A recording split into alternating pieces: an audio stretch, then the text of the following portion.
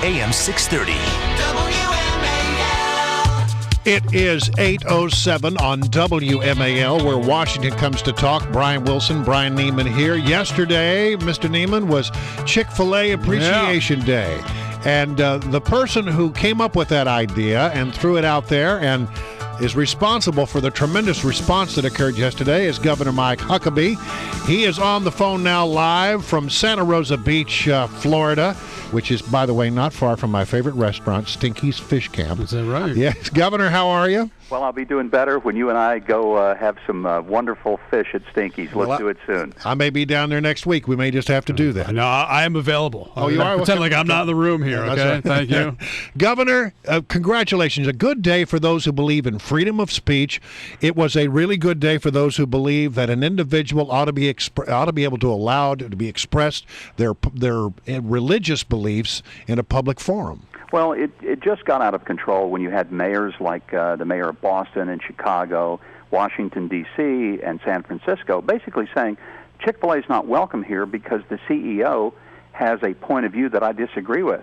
Now, I expect that kind of thought in Iran or North Korea, but you don't expect it in the United States when you have governments threatening to censor a company because its CEO has a personal, spiritual, Christian conviction. And the very day that Rahm Emanuel was saying that Chick-fil-A didn't represent Chicago values, which is interesting since same-sex marriage is illegal in his city, he had his arms around Louis Farrakhan at a public event. Louis Farrakhan has been one of the most virulent anti-gay, anti-Semitic, anti-woman voices in the country, and I don't think he asked him to leave Chicago. So the double standard has got to stop. And I think yesterday what happened was people, not just Christian people, but people who believe in freedom and believe that the rules ought to apply the same to everybody, they had a bunch of chicken yesterday. The chickens lost, but America won. That's right. On that note, I find it interesting because, there are Republicans, conservatives who get upset with companies from time to time, with corporations for what they do. There was the dust up with J.C. Penney not too long ago. The Pottery Barn had something issue in there. But you don't see Republican politicians or conservative politicians saying, because of that, we're not going to allow you to operate in our town. Well, that is, again, outrageous. And I've asked people if the mayor of Dallas or Birmingham, Alabama had said, we're not going to let a Starbucks or an Apple computer store or maybe a Ben & Jerry's come to our city. Can you imagine the outcry on the left, what it would have been to say, how terrible that was? Look, take a look at Amazon or Starbucks or Apple Computer, all led by CEOs who have contributed extraordinarily to the same-sex marriage cause. I still drink Starbucks. I have Apple computers and iPads and iPhones. Right. And, I buy things through Amazon. I'm buying their products, not their politics. And what I resent is the idea that hate speech and intolerant bigotry can be leveled toward Dan Cathy, which it was, in the most just vile way, and somehow that's diversity. But if a Christian speaks up and simply expresses what is a very traditional biblical view of marriage, then that person is guilty of extraordinary hate. And I think what happened yesterday, Americans just got tired of it, and there were over 21 million views to my Facebook page. Wow. This thing went viral. Stores all over America, we're hearing reports, I can't confirm this, but we're hearing reports that the entire company had their historic record ever day of sales of chicken. We do know that there were people in lines that a lot of the stores ran out of food by 5:30, 6 o'clock last night, so it was a remarkable outpouring. Does this tell you anything, though, about the election coming up? I mean, is there more of a message than just about chicken, more than just about Dan Cathy here with the huge turnout that you saw yesterday? Absolutely, Brian. I think what it really showed was that Americans are paying attention. They do value their liberty. They understand people can have different points of view. They just don't want theirs shut down, especially by government officials who should know better than to try some unconstitutional squelching of the free speech of an individual. Here's the point. If Chick-fil-A had denied customers access to their stores because somebody appeared gay, or if they were discriminating toward their employees, that'd be grounds that I would be on the side against Chick-fil-A. But Chick-fil-A has one of the best corporate records of treating their customers and their employees exceptionally well. Nobody can accuse them of that. So that's the only issue. And for these mayors to stand up and act like that they don't want the franchise in their community.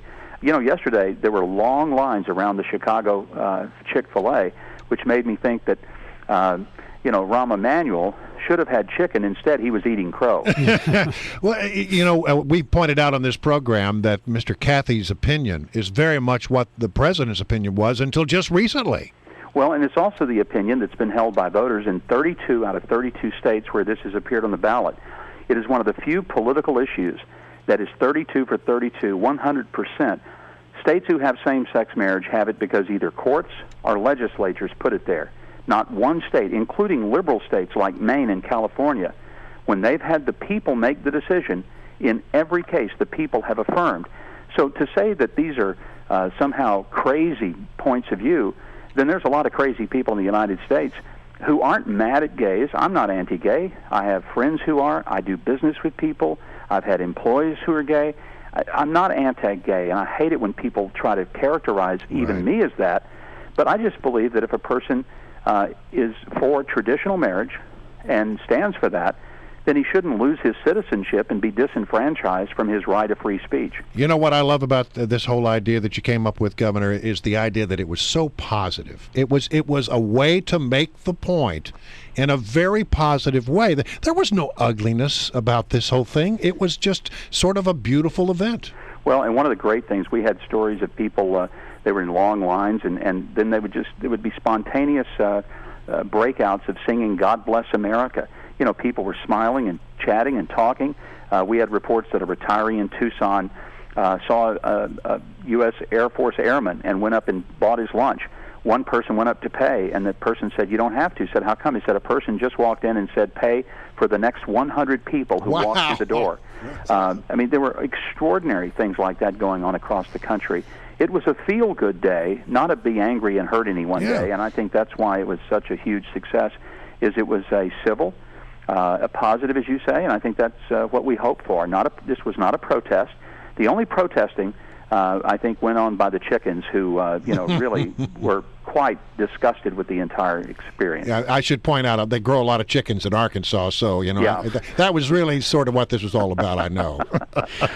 Well, Governor Huckabee, it was great to have you on the program. Thanks very much. It's always good to talk to you, and congratulations, really, because it was an amazing day. I think it'll go down in American history. Well, thanks. And Brian, if we don't eat fish next week, we can have some chicken down at Stinky. Anytime. All right, Governor, good to talk to you. Thanks a bunch.